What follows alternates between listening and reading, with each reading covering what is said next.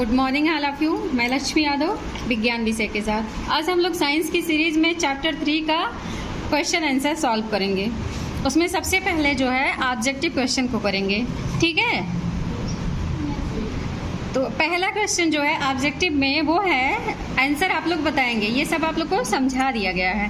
पहला है न्यूट्रॉन की खोज की है। न्यूट्रॉन की खोज किसने की है? किसने की है? ओके।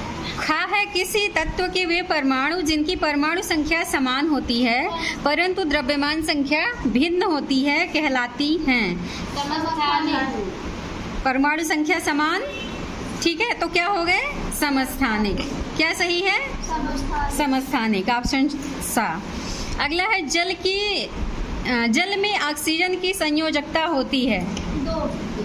कल बताया गया था H2O में ऑक्सीजन हाइड्रोजन के दो अणुओं से क्या हो रहा है? दो परमाणुओं से जुड़ रहा है, इसीलिए इसकी संयोजकता कितनी होगी? दो होगी। अगला प्रश्न है न्यूट्रॉन पर आवेश होता है। न्यूट्रॉन पर कौन सा आवेश होता है? अच्छा, इलेक्ट्रॉन पर कौन सा होता है? इलेक्ट्रॉन पर कौन सा आवेश होता है? इलेक्ट्रॉन पर कौन सा आवेश? ऐसे ही गोता लगाते रहो तुम लोग। इलेक्ट्रॉन पर कौन सा आवेश? ऋण आवेश। प्रोटॉन पर कौन सा आवेश? और न्यूट्रॉन पर कोई आवेश नहीं। तो ये क्या होगा? चार्ज लेस होगा। घा का सा सही हो गया। आगे अब हम लोग बढ़ेंगे। इसमें जो है इसके बाद है सही गलत। क्या है? दूसरा प्रश्न है सही गलत। सही के सामने सही, कथन के सामने सही और गलत कथन के सामने गलत का चिन्ह लगाइए। पहला कह रहा है परमाणु अविभाज्य कण है। ये किसके अनुसार सही है? ये सही है, लेकिन किसके सिद्धांत के अनुसार? किसके? डाल्टन्स एटॉमिक थियरी, ठीक है। दूसरा है किसी परमाणु के नाभिक में उसका द्रव्यमान होता है। ये भी क्या है? सही है।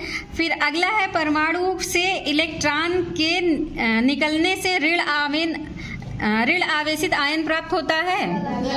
अगर निकल जाए तो कौन सा आयन आता है? धन आयन। कौन सा आता है? क्योंकि ऋण आयन निकलता है, और जब कमी होगी ऋण आयन की तो कौन सा आयन आएगा परमाणु पर? धन आयन आएगा। अगला फिर है जल के अणु में ऑक्सीजन की संयोजकता होती है 3। ये कह रहा है जल के अणु में ऑक्सीजन की संयोजकता 3 होती है। ये सही है या गलत? कितनी होती है? 2 होती है, ठीक है। ये कथन क्या है? गलत है। अगला है रिक्त स्थानों की पूर्ति करिए। पहला है 2 या 2 से अधिक परमाणु आपस में मिलकर क्या बनाते हैं? अणु बनाते हैं। अणु फिल करिए आप लोग, ठीक है। अगला प्रश्न है प्रोटॉन की खोज डैश ने की थी। किसने की थी? हमें तो लग रहा है रदरफोर्ड ने की थी। तो रदरफोर्ड ने क्या किया था? आपको बताई थी मैं, प्रोटॉन के 2 पापा थे।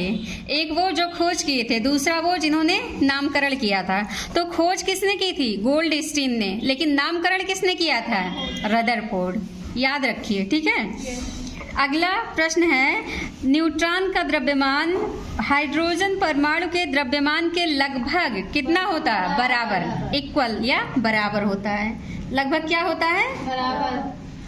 अगला प्रश्न है नील्स बोर के अनुसार परमाणु का समस्त क्या उसके नाभिक में होगा? द्रव्यमान। क्या होगा? ये था रिक्त स्थान, ठीक है। अगला चौथा प्रश्न है स्तंभका को खा से मैच करना है, मिलाना है। चलिए बताइए, चैडविक को किससे मिलाएंगे?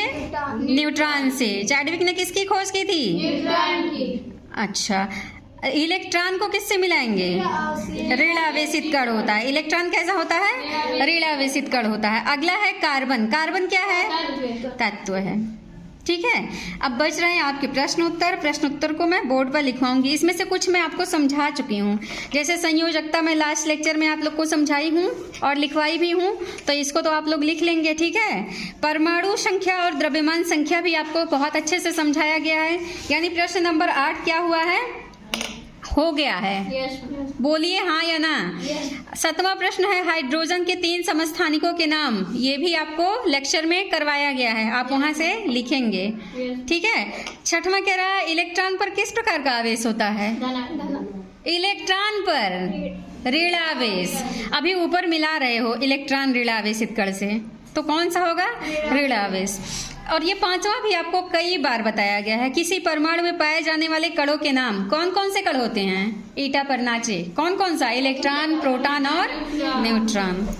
ठीक है। अब ये जो है जे थॉम्सन के परमाणु मॉडल, ये भी आपको मैंने एक्सप्लेन किया है। रदरफोर्ड का नाभिकीय मॉडल, ये भी आपको मैंने बहुत अच्छे से समझाया है।